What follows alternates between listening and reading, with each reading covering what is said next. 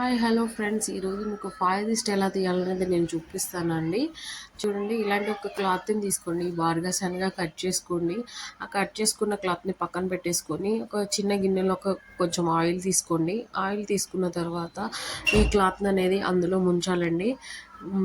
బాగా ఆయిల్ పట్టే విధంగా ముంచాలి. ఇదేంటంటే మా అత్తయ్య గారి ప్రాసెస్ అండి. మేము ఊరు వెళ్తాం కదా, ఊరు వెళ్ళినప్పుడు చిన్న పిల్లల దగ్గర నుంచి పెద్దవాళ్ళ దాకా అందరికీ దిష్టి తీస్తారండి మా అత్తయ్య గారు. ఎంతమంది ఉంటే అందరూ లైన్ కట్టేస్తారండి దిష్టి కోసం. ఊరు నుంచి వచ్చారు కదా, దిష్టి కంపల్సరీ ఉంటుందని చెప్పేసి రోజు ఎవ్రీడే ఎన్ని డేస్ ఉంటే అన్ని డేస్ అనేది మా అత్తయ్య గారు దిష్టి అనేది తీస్తారండి.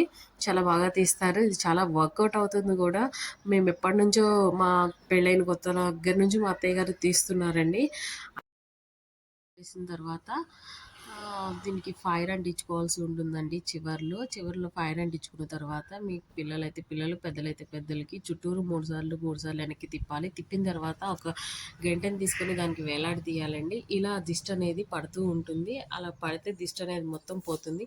థ్యాంక్ యూ ఫర్ వాచింగ్ అండి.